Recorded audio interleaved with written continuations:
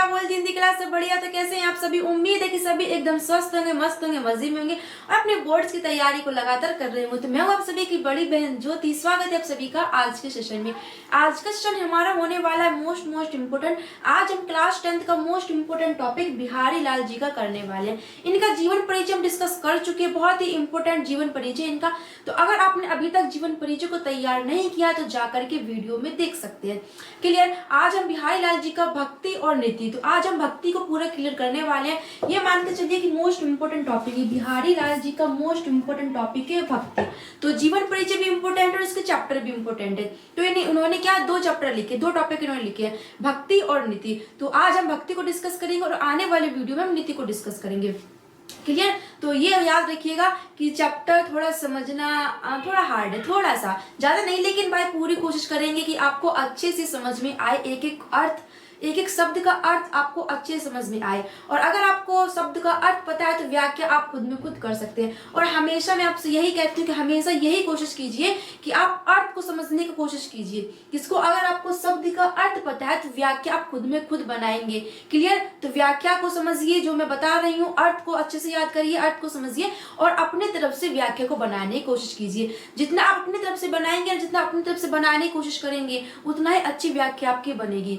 Clear. तो चलिए फिर क्लास को स्टार्ट करने से पहले सभी से प्यारी प्यारी good morning, good afternoon, good evening, Radhe Radhe, जय श्री राम, जय माता की, जय भगवान की, सत श्री अकाल, बोल जय बप्पा की।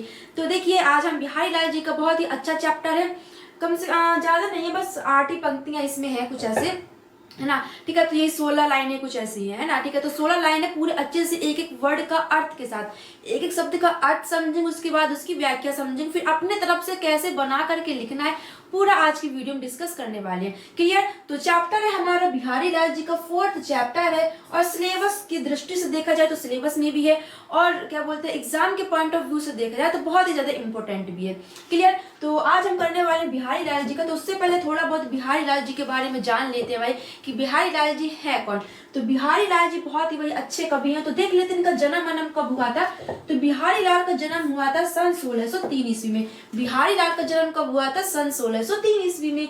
इनका जन्म स्थान क्या है? इनका जन्म स्थान है वसुहा गोविंदपुर ग्वालियर। जन्म स्थान क्या है? वसुहा गोविंदपुर ग्वालियर। इनके पिता का नाम है पंडित केशव राय चौबे। पिता का नाम क्या है? पंडित केशव राय चौबे। इनकी मृत्यु कब हुई थी? सन 1663 ईस्वी में। रचना क्या है?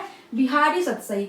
भाषा कौन सी है? पुरगोड़ एवं परिमार्जित विरज शैली है मुक्तक। अब देखिए बिहारी लाल की सिर्फ एक ही रचना है, बिहारी लाल की एकमात्र रचना है बिहारी सतसई।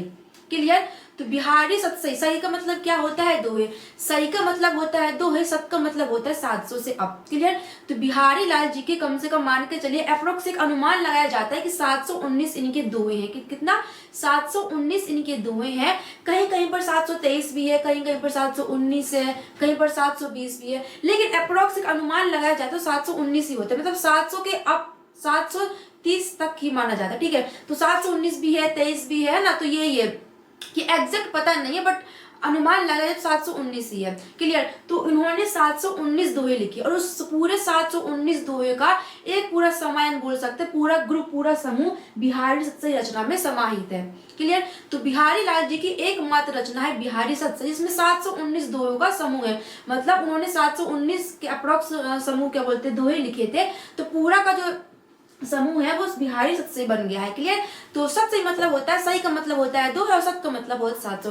तो सतसई में 719 दोहों का समायान है। क्लियर। तो बिहारी जी की सिर्फ एकमात्र रचना है बिहारी सतसई, सिर्फ एक ही रचना, इसमें 719 दोहे हैं। तो ये हमारी बिहारी लाल के बारे में कुछ बात थी। क्लियर। अब देखिए बढ़ते हैं अपने चैप्टर की तरफ। तो चैप्टर है हमारे, देखिए इनका जन्म स्थान, पिता का नाम, ये संचित परिचय बोला था ना कि संचित परिचय को ऐसे ही लिखते हैं।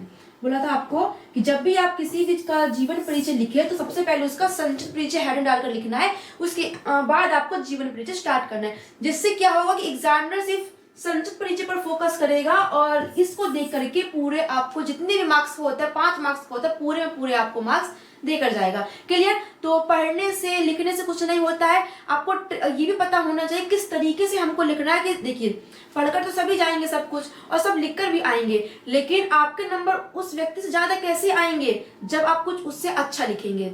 है ना। तो यही है कि आपको सबसे पहले जीवन परिचय लिखने के लिए संचित परिचय को लिखना पड़ेगा, उसके बाद जीवन परिचय लिखना होगा, ठीक है। और जीवन परिचय में उतना कुछ वो नहीं है कि याद नहीं होता, कुछ भी नहीं है। जो आप संचित परिचय में लिखेंगे उसी को उठा करके लॉन्ग करके अपनी भाषा में बना करके लिख देना है।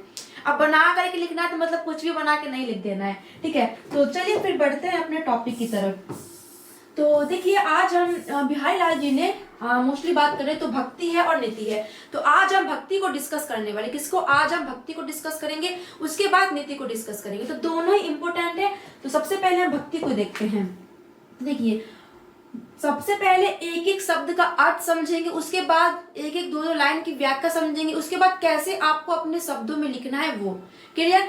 तो पहले तो पद्यांश का ये क्या बोलते हैं, कैसे एग्जाम में पूछा जाता है, ये भी बहुत जरूरी है जानना। तो देखिए 6 नंबर का आपका पद्यांश पूछा जाता है, 6 नंबर का आपका पद्यांश पूछा जाता है, जिसमें से 2 नंबर संदर्भ के होते, किसके, जिसमें से 2 नंबर संदर्भ के होते और 2 नंबर रेखांकित अंश की व्याख्या के होते। अब संदर्भ में क्या लिखना होता है, संदर्भ में आपको लिखना होता है कि जो भी आपको पैराग्राफ दिया होगा, मान के चलिए एग्जाम में कैसे देते हैं, कोई भी आपको 4 से 6 लाइन दे दी, मान लीजिए ये 6 लाइन दे दी।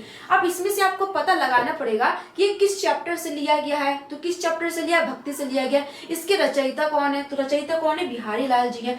तो ये होता है हमारा संदर्भ। तो इसके 2 मार्क्स आपके पक्के होते हैं। अब संदर्भ तो आप बनाकर नहीं लिख सकते, व्याख्या तो अगर आपको थोड़ा बहुत भी अर्थ पता है तो घसीट पसीट कर थोड़ा बहुत लिख सकते हैं, है ना। तो थोड़ा बहुत आपको नंबर दे ही दे, मान लीजिए 2 मार्क्स की हमारे रेखांकित अंश की व्याख्या होती है, आधा नंबर तो वो दे ही देंगे। लेकिन संदर्भ में ऐसा नहीं होता। संदर्भ में क्या होता है कि एग्जैक्ट आपको लिखना होता है, और वो आप कब लिख पाएंगे, वो आपको कब पता चलेगा, जब आप व्याख्या को अच्छे से उस चैप्टर को पढ़े हुए होंगे, क्लियर। तो चैप्टर को अच्छे से पढ़ना, अच्छे से मेमोराइज करना है, रिमेम्बर करना है, ताकि आपको संदर्भ लिखने में कोई भी परेशानी ना आए, क्लियर। तो 2 नंबर का हमारा संदर्भ हो जाता है, 2 नंबर की रेखांकित अंश की व्याख्या हो जाती है, बचते हैं हमारे 2 मार्क्स।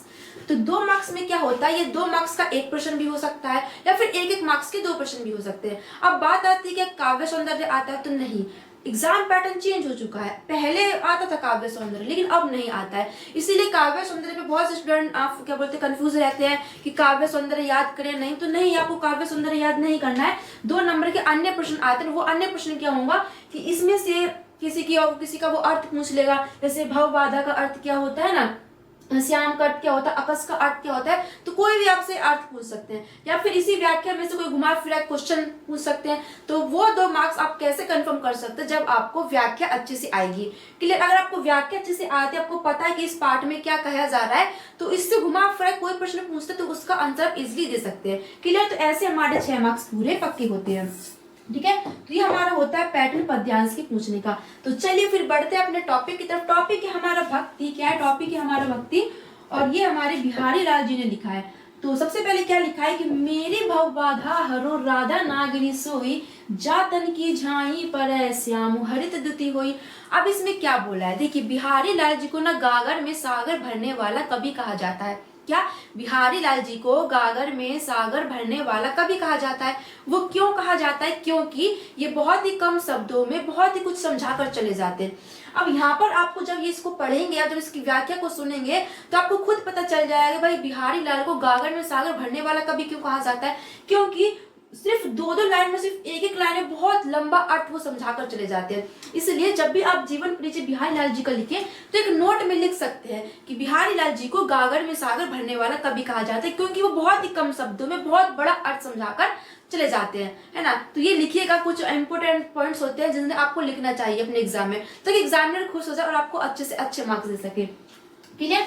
तो क्या लिखा है, मेरी भव बाधा हरो राधा नागरी सोई, जातन की झाई पर श्याम हरित दुति होई। तो सबसे पहले एक एक का अर्थ समझेंगे, उसके बाद व्याख्या समझेंगे, और कैसे आपको अपने एग्जाम में लिखना है वो भी समझेंगे, क्लियर। तो मेरी का मतलब होता है मेरी, भव बाधा मतलब होता है सांसारिक बाधाओं को। भव बाधाओं का मतलब क्या होता है, सांसारिक बाधा। सांसारिक बाधा क्या होती है, जो भी मनुष्य के जीवन में प्रॉब्लम होती है। देखिए मनुष्य का जीवन है, उसमें समस्या तो पक्की होनी है ना। अगर मनुष्य का जीवन किसी ने पाया है तो समस्या उसके जीवन में आनी ही है। तो भव बाधा का मतलब यही होता है कि सांसारिक समस्याएं जो होती हैं। हरो का मतलब क्या हो जाएगा, श्री कृष्ण। ये चैप्टर श्री कृष्ण के ऊपर है, क्लियर, याद रखिएगा ये चैप्टर श्री कृष्ण के ऊपर है। तो हरो मतलब हो जाएगा, हरो मतलब हो जाएगा हर लीजिए, हर लीजिए अर्थात दूर कर दीजिए, राधा मतलब राधा, नागरी मतलब होता है चतुर, नागरी मतलब बेटा क्या हो जाएगा चतुर, सोई मतलब होता है वही, सोई मतलब क्या होता है वही, जा मतलब होता है जिसकी, जा मतलब हो जाएगा जिसकी, तन मतलब होता है शरीर, झाई मतलब होता है परछाई, श्याम मतलब क्या होता है श्री कृष्ण। अब देखिए यहाँ पर श्याम का मतलब श्री कृष्ण भी होता है और एक श्याम का मतलब यहाँ पर क्या हो जाएगा अंधकार। अब अंधकार क्यों होगा कि देखिए जो श्याम है हमारे, जो श्री कृष्ण जी है वो सामने रंग के हैं, तो यहाँ पर एक श्याम तो श्री कृष्ण के लिए लिया गया है और एक श्याम अंधकार के लिए लिया गया, ठीक है। हरित द्युति का मतलब क्या होता है, एक हरित द्युति का मतलब हो जाएगा हमारा हरा भरा होना अर्थात प्रसन्न होना, और एक हरित द्युति का मतलब हो जाएगा दुखों को हर लेना, क्लियर, होय माने होना। अब देखिए इसकी व्याख्या क्या है, तो आपको सबसे पहले अर्थ समझना है, अर्थ के बाद इसकी पूरी व्याख्या समझनी है। तो मेरी भव बाधा हरो राधा नागरी सोई, जा तन की झाई पर श्याम हरित द्युति कोई। अब इसमें बिहारी राज्य क्या कहना चाहते हैं, क्या इसमें बिहारी राज्य कहना चाहते हैं कि हे चतुर राधिका, इसमें राधिका जी को संबोधित करते हुए, फिर राधिका जी की स्तुति करते हुए कहना चाहते हैं कि हे चतुर राधिके, आप मेरी संसारिक भाव बाधाओं को दूर कर दीजिए, क्या आप मेरी संसारिक बाधाओं को दूर कर दीजिए, आप क्योंकि भक्तों का निवारण करने में आप परम चतुर हो।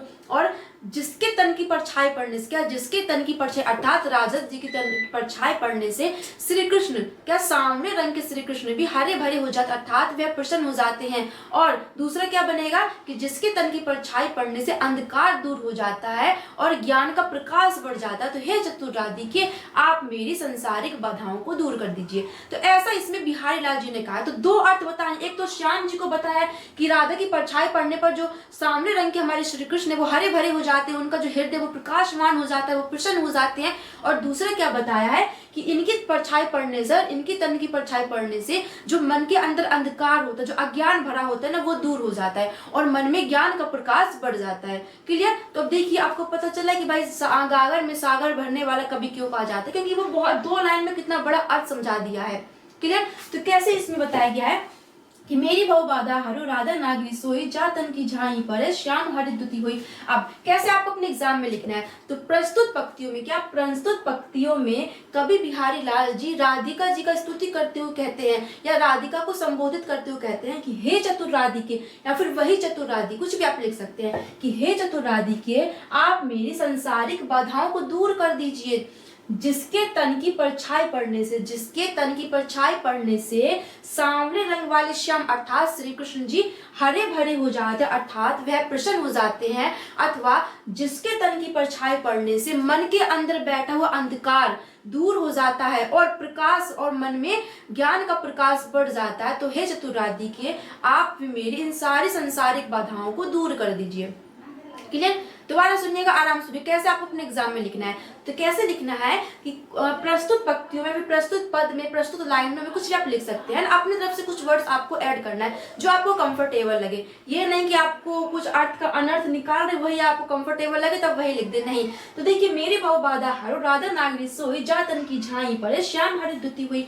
अब प्रस्तुत पंक्तियों में कवि बिहारी लाल जी कहते हैं, क्या प्रस्तुत पंक्तियों में कवि बिहारी लाल जी राधिका जी की स्तुति करते हुए कहते हैं कि हे चतुर राधिके, आप मेरी संसारिक बाधाओं को दूर कर दीजिए, जिसके तन की परछाई पड़ने से सामने रंग वाले श्याम भी हरे भरे हो जाते हैं अर्थात वे प्रसन्न हो जाते हैं, अथवा जिनके तन की परछाई पड़ने से मन का अंधकार दूर हो जाता है और क्या बोलते हैं ज्ञान का प्रकाश बढ़ जाता है। तो उसी तरीके से हे चतुर राधिके, आप भी मेरी संसारिक बाधाओं को दूर कर दीजिए, क्लियर। तो ये व्याख्या हमारी यहाँ पर समाप्त होती है। बढ़ते हैं अपने अगले पैराग्राफ की तरफ।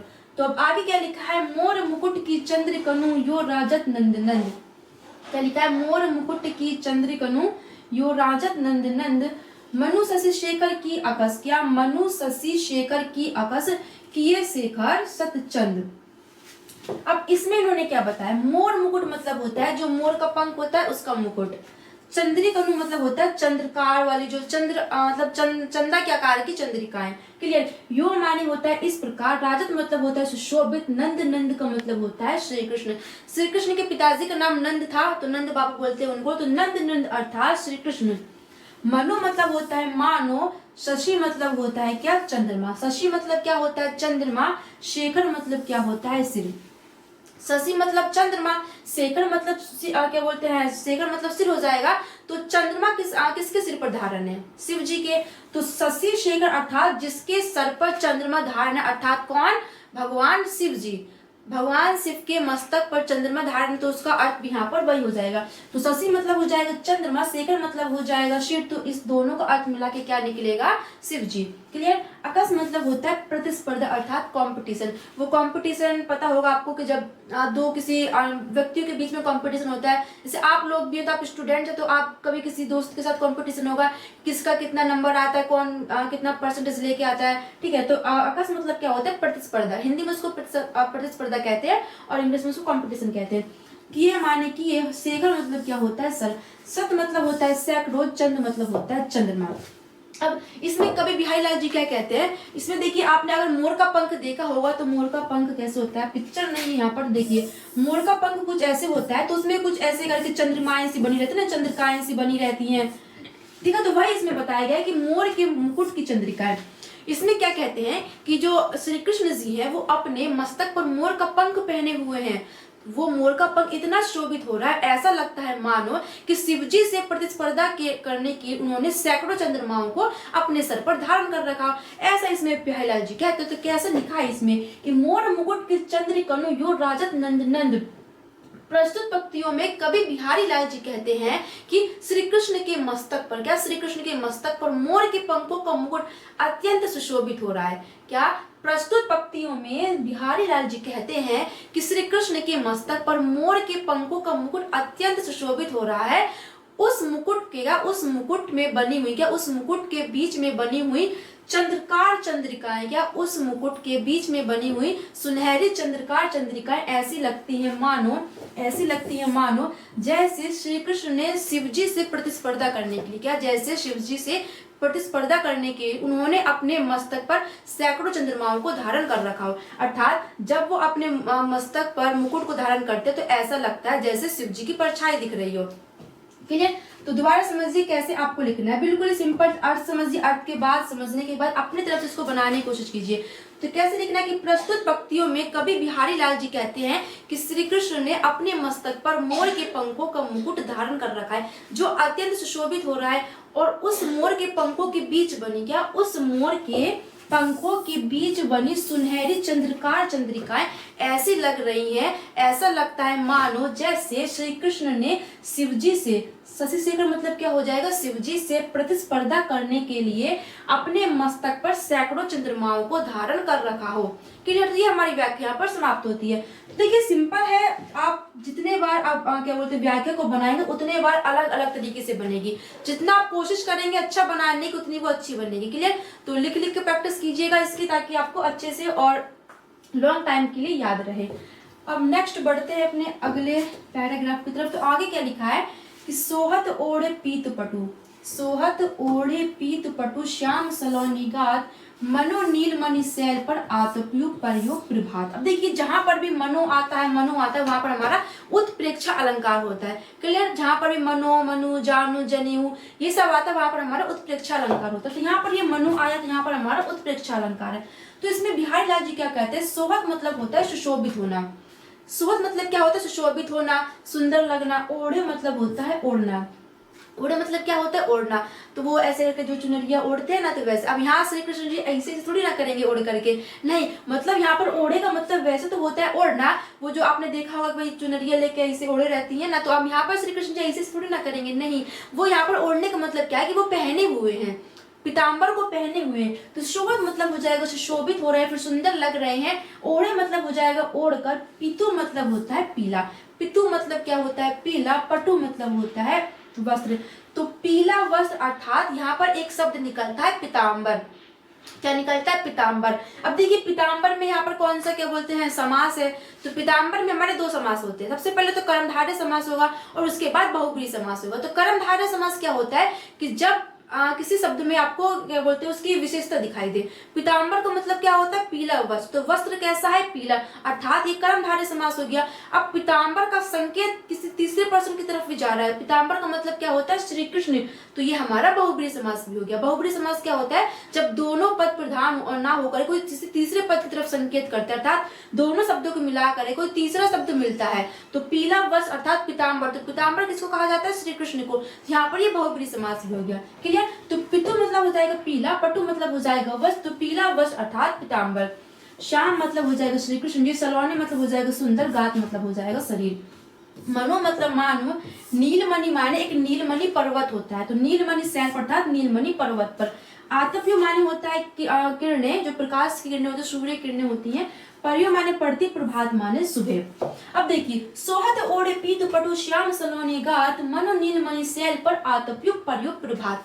इसमें कवि बिहारी लाल जी क्या कहते हैं, आराम से सुनिएगा। तो इसमें कवि बिहारी लाल जी कहते हैं कि जब नीलमणि पर्वत पर, एक नीलमणि पर्वत होता है, तो जब नीलमणि पर्वत पर सूर्य की सुबह की पहली सुनहरी किरणें पड़ती हैं, तब जो नीलमणि पर्वत वो जगमगा उठता है, वो क्या बोलते प्रकाशवान हो जाता है, वो उज्जवल हो जाता है, वो प्रसन्न हो जाता है। अब यहाँ आप बोलोगे भाई नीलमणि पर्वत प्रसन्न होगा का? मतलब यह है कि वो उज्जवल हो जाता है।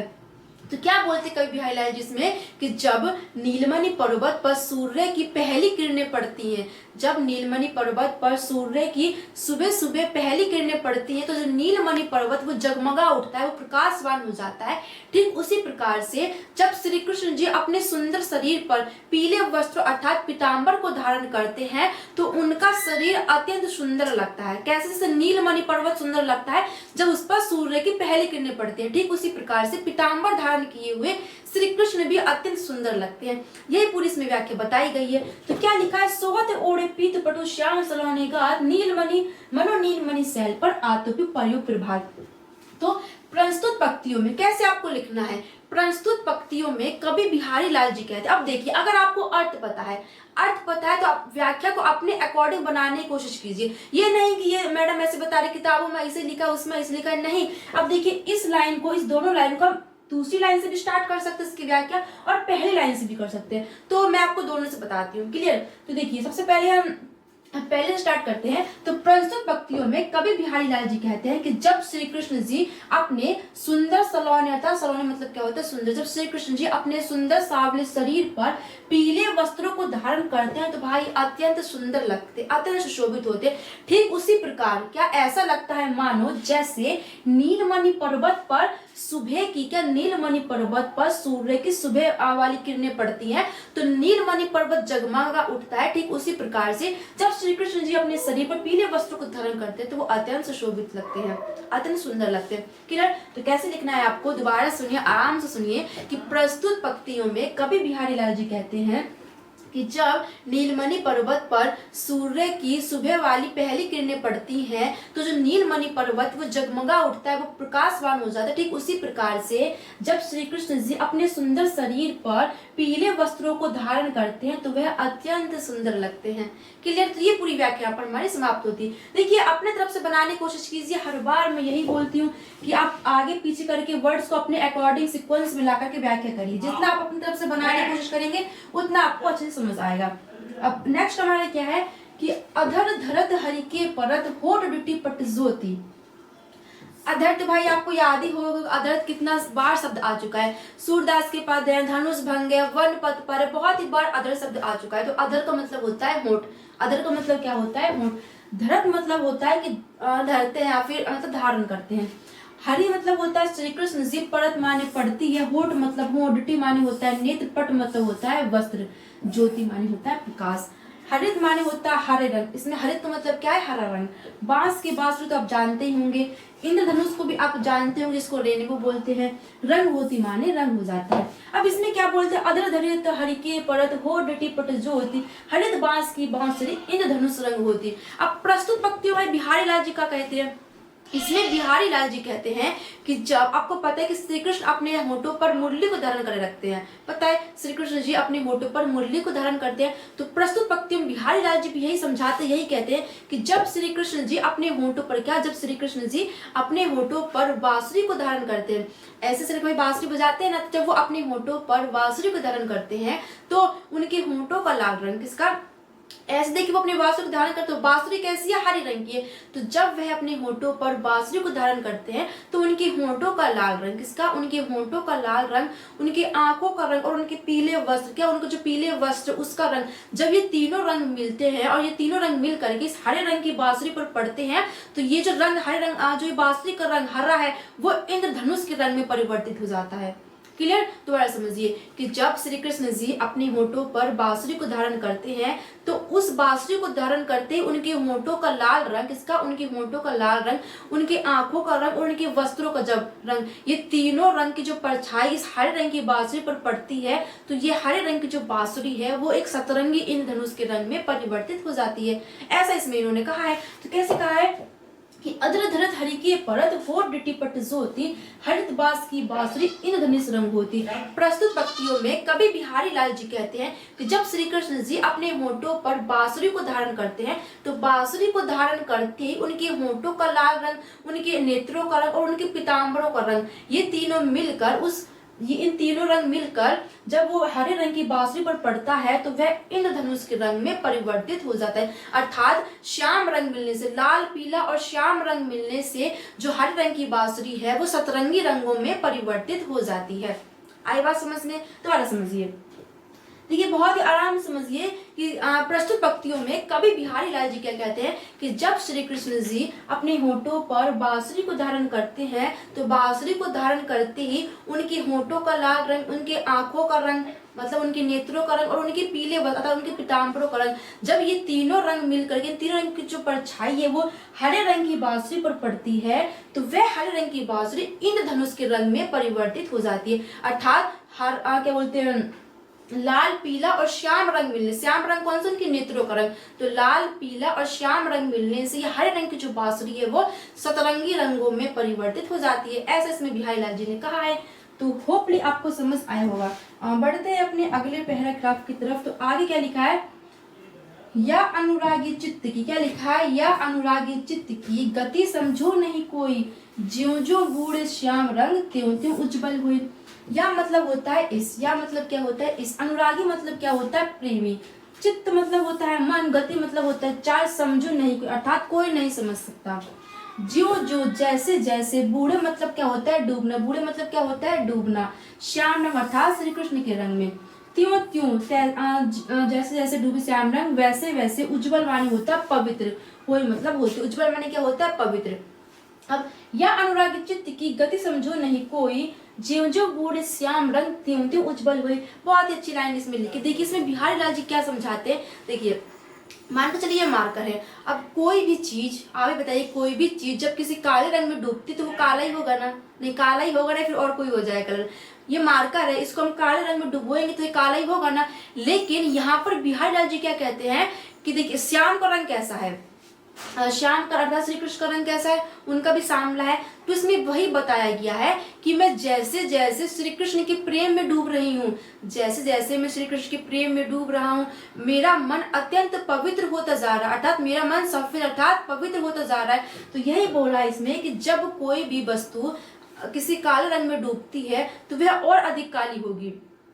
क्लियर। लेकिन मेरा मन जैसे जैसे श्याम की भक्ति में डूब रहा है, मेरा मन जैसे जैसे श्याम की भक्ति में लीन होता जा रहा है, वैसे वैसे मेरे अंदर का जो अंधकार है वो दूर हो रहा है और मेरे मन में ज्ञान का विकास हो रहा है, मेरे मन में ज्ञान का उन्नति हो रही है। तो यही इसमें पूरा बिहारी लाल जी ने बोला है। तो क्या बोला है कि यह अनुराग चित्त की गति समझो नहीं कोई, ज्यों ज्यों डूबे श्याम रंग त्यों त्यों उज्जवल हुए। तो इस प्रस्तुत पंक्तियों में कवि बिहारी लाल जी कहते हैं कि इस अनुरागी मन का था, इस प्रेमी मन की दशा कोई नहीं समझ सकता है। क्या बोल रहे हैं कि इस प्रेमी मन की जो दशा है वो कोई नहीं समझ सकता है। ये जैसे जैसे श्याम रंग में डूब रहा है, अर्थात जैसे जैसे श्याम की भक्ति में डूब रहा है, जैसे श्याम की क्या बोलते हैं भक्ति में लीन हो रहा है, वैसे वैसे मेरा मन अधिक उज्जवल हो रहा है, मैं अधिक क्या बोलते हैं मेरा मन अधिक पवित्र हो रहा है, मैं ज्ञान की उन्नति प्राप्त कर रहा हूँ।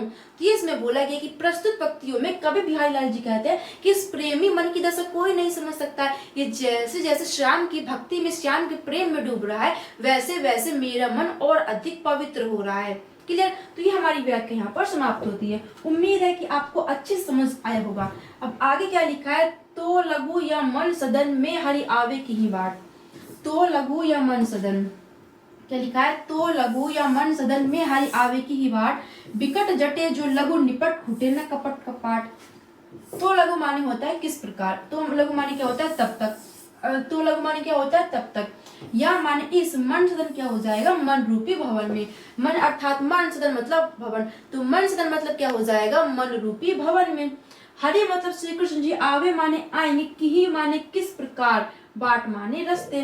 बिकट जटे मतलब क्या होता, दृढ़ता मतलब अत्यधिक मजबूती से बंधा हुआ ना, मजबूती से दृढ़ता से बंधा हुआ।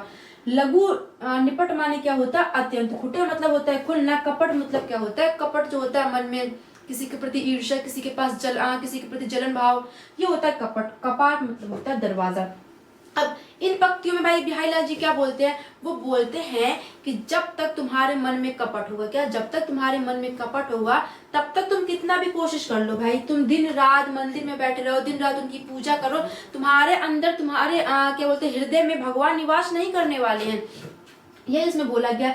अब देखिए क्या होता है कि बहुत तुमने देखा होगा कि क्या बोलते हैं, जलन भाव होता है सबके अंदर कि भाई देखा था ये पंडितान खेत वेत लिखवा ली है, पता नहीं भाई कहाँ से इतना पैसा आ रहा है, लगता है कुछ तो घोटाला है। अरे उसकी क्या बोलते, मंगरू की दुल्हन को देखा था कि भाई शादी में कितना गहना पहनी हुई थी, कुछ तो गड़बड़, हम नहीं पहन पा रहे, वो कितना पहन रही थी। उसके घर में भाई नया कार आए, नए फॉर्चूनर लेके आए हैं, पता नहीं कहाँ से इतना पैसा आ रहा है, इसका टायर पंचर हो जाए, इसका ऐसा बुरा हो जाए, इसका ऐसा, इसका ऊ हो जाए, इसका ई हो जाए, ऐसे बोलते रहते। तो क्या ईर्ष्या भाव होती है, मतलब दूसरों की खुशियां देख करके मन में ईर्ष्या होती है, उनके प्रति कपट होता है कि इसका कैसे बुरा करे, इसका कैसे बुरा करे, भाई उसकी दुल्हन आज इतना बड़ा गहना पहने, इतना महंगा महंगा गहना पहने, तो कैसे पहन रही है, इसका गहना यहाँ गिर जाए, इसका वहां गिर जाए, मतलब हमारे पास नहीं है जो चीज, तो दूसरों को देख करके ईर्ष्या भाव होना, तो ये होता है कपट। दूसरे की बुराई करना, दूसरे का सुख देख करके मन में कपट लाना।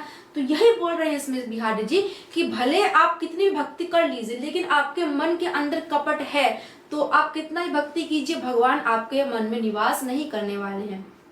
क्लियर? ऐसा होता है ना कि मतलब देखिए कंपटीशन करिए सबसे। अब देखिए वो भाई गहना पहन रही हैं, वो कार ला रहे हैं, तो ऐसे थोड़ी ना ला रहे हैं, वो तो मेहनत कर रहे हैं ना। तो ये कोशिश कीजिए कि आप उससे कंपटीशन करिए, ना कि उससे ईर्ष्या करें, कि उसके प्रति कपट रखिए, है ना। भाई वो पंडितान खेत वेत लिखवा ली, पता नहीं कहाँ से खेत इतना पैसा आ रहा है, इनके खेत में ऐसा हो जाए, उनके खेत में क्या बोलते हैं फसल ही ना उगे, ऐसे बोलते हैं ना। ऐसे सबके मन में कपट होता है ना, झूठ मत बोलिएगा भाई, सबके मन में होता है, ऐसे सोचते हैं। और क्या बोलते हैं बेसिक देखा जाए तो गाँव की बहुएं क्या बोलती हैं कि गाँव में होता नहीं, बहुत से लेडीज जाती हैं बाहर धान वान काटने के लिए, ऐसे तो कोई ऐसे नहीं जाता, और कोई जाता तो वो उसको देख के क्या बोलती हैं, भाई उसको दुल्हन को तो देखो, वो भाई घर ही में घुसी रहती है, पता नहीं कितना पैसा है, और हमको देखो, हम तो हार हार यहाँ घूमते रहते हैं, है ना। तो ये होता है कपट। मतलब खुद का दुख, मतलब खुद का सुख तो ठीक है, वो दूर की बात है, हम सुख रहे ना रहे, लेकिन हमारे सामने वाले, हमारे पड़ोसी सुख नहीं रहना चाहिए। ये सबसे बड़ी समस्या होती है कि आखिरकार वो सुखी है तो काहे है, हम सुख नहीं है वो चलेगा, लेकिन वो दूसरे व्यक्ति काहे सुखी है। तो ये इसमें बिहारी लाल जी बोलते हैं कि दूसरों के प्रति अगर आपके मन में कपट है तो भगवान आपके हृदय में वास नहीं करने वाले, आप कितनी भी कोशिश कर लीजिए। ये इसमें लिखा है कि तो लघु या मन सदन में हरि आवे की ही बाट, बिकट चटे जो लघु निपट टूटे न कपट कपट। प्रस्तुत पंक्तियों में कवि बिहारी लाल जी बोलते हैं कि इस मन रूपी भवन में, इस मन रूपी भवन में श्री कृष्ण जी किस रास्ते से आएंगे, इस मन रूपी भवन में श्री कृष्ण जी किस रास्ते से आएंगे, क्योंकि इसे तो मजबूती से, क्या इसे तो मजबूती से मन के कपट ने बंद करके रखा हुआ है, और जब तक ये कपट रूपी दरवाजे नहीं खुलेंगे तब तक श्री कृष्ण या फिर भगवान हमारे मन में निवास नहीं करेंगे। अर्थात कहने का मतलब ये है कि जब तक हमारे मन से कपट नहीं हटेगा तब तक श्री कृष्ण हमारे हृदय में वास नहीं करेंगे। तो सिंपल सी बात है, अगर कपट मन में रखोगे तो श्री कृष्ण नहीं रहेंगे, और श्री कृष्ण रहेंगे तो कपट नहीं रहेगा। डिसाइड आपको करना है कि आपको किसको अपने मन में रखना है। दोबारा सुनिए, कि प्रस्तुत पंक्तियों में कवि बिहारी लाल जी कहते हैं कि इस मन रूपी भवन में श्री कृष्ण किस रास्ते से आएंगे, क्योंकि उसे तो मन रूपी कपट ने क्या, इसे तो मन के कपट ने बड़ी मजबूती से, बड़ी दृढ़ता से बंद करके रखा हुआ है। और जब तक ये कपट रूपी दरवाजे नहीं खुलेंगे, जब तक मन से कपट दूर नहीं होगा, तब तक श्री कृष्ण जी हमारे मन में वास नहीं करेंगे। अर्थात जब तक श्री कृष्ण हमारे मन में नहीं आएंगे, जब तक हमारे मन से कपट दूर नहीं होगा। क्लियर? तो ये हमारी व्याख्या यहाँ पर समाप्त होती है। उम्मीद है कि आपको समझ आया होगा। अब आगे क्या लिखा है, जगतु जनियो जिहि सकलु, जगतु जनियो जिहि सकलु सो हरि जानियो नाही, जो आंखें सब देखिए आंखें न देखी जाए। बहुत अच्छी लाइन लिखी है। जगतु मतलब क्या होता है, संसार। जगतु मतलब क्या होता है, संसार। जानो मतलब क्या होता है, जानना। जाने मतलब क्या होता है, जानना मतलब अवगत कराना या फिर मिलवाना। यहाँ पर अवगत करवाना या फिर मिलाना इसका अर्थ निकलेगा। जिहि माने होता है जिसने, सकलु माने होता है संपूर्ण, सो मतलब होता है तो, हरि मतलब होता है श्री कृष्ण, जाने मतलब जाना, नहीं माने नहीं, जो मतलब जो, आंखों न माने आंख, सब मतलब होता है सब, देखियो माने देखा, आंखें न देखी जाए।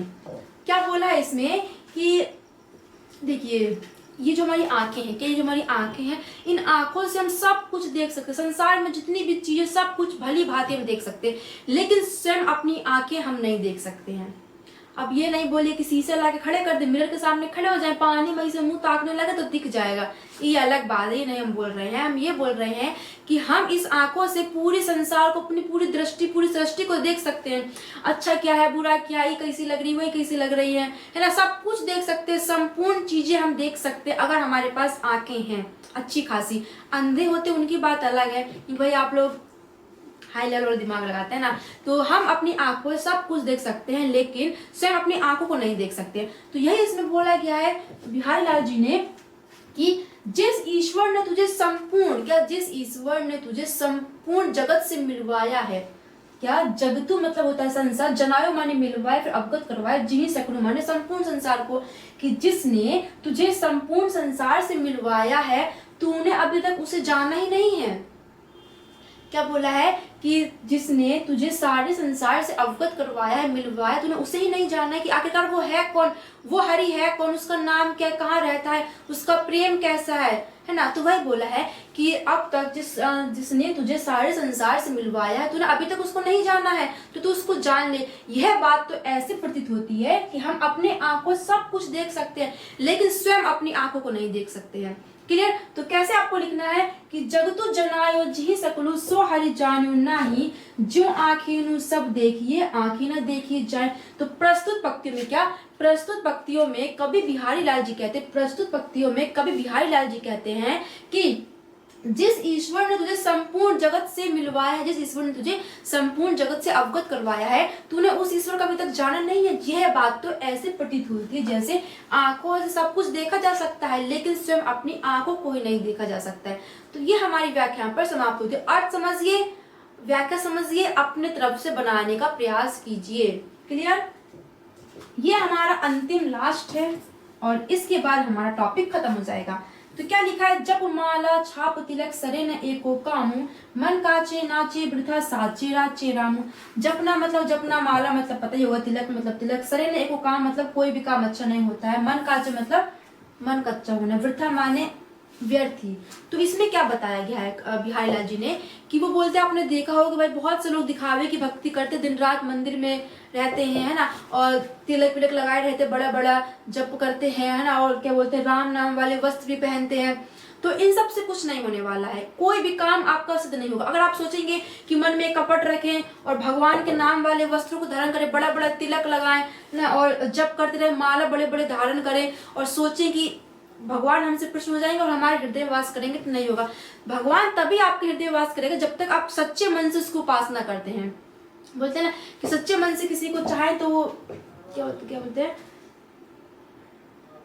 हाँ, तो वही बोला कि सच्चे मन से अगर आप उसकी उपासना करते तभी वो आपके हृदय में होगा। तो बिहारी लाल जी इसमें कहते हैं कि दिखावे की भक्ति नहीं करनी चाहिए। क्या दिखावे की भक्ति नहीं करनी चाहिए? जो दिखावे की भक्ति करते हैं उनका एक भी काम सिद्ध नहीं होता है। क्लियर? तो क्या लिखा है, जप माला छापा तिलक सरे न एको काम, कि जप करने से, बड़े बड़े माला पहनने से, राम नाम छापे वाले कपड़े पहनने से, तिलक लगाने से एक भी काम सिद्ध नहीं होता है। मन काचे नाचे वृथा, और मन कच्चा होने से जो इंसान है, जो व्यक्ति है, वो इधर उधर व्यर्थ ही भटकता रहता है। साचे राचे राम, अर्थात भगवान की प्राप्ति तब, अर्थात श्री कृष्ण की प्राप्ति तब होगी जब आप सच्चे मन से उस ईश्वर की प्रार्थना करेंगे। क्लियर? तो जप करने से, माला पहनने से, छापे वाले कपड़े पहनने से, तिलक लगाने से एक भी काम से तो नहीं होने वाला है कि आप सोचे दिखावे का पंडित बन गए, हम दिखावे का सब कुछ कर लिया और भगवान कुछ पता ही नहीं है ना। तो नहीं, जब तक आप सच्चे मन से किसी की उपासना नहीं करेंगे, चाहे वो भगवान हो चाहे कोई भी हो, सच्चे मन से अगर आप उस ईश्वर की उपासना करेंगे, सच्चे मन से ईश्वर की भक्ति करेंगे, तभी वो आपके हृदय में आएंगे, अन्यथा नहीं आएंगे।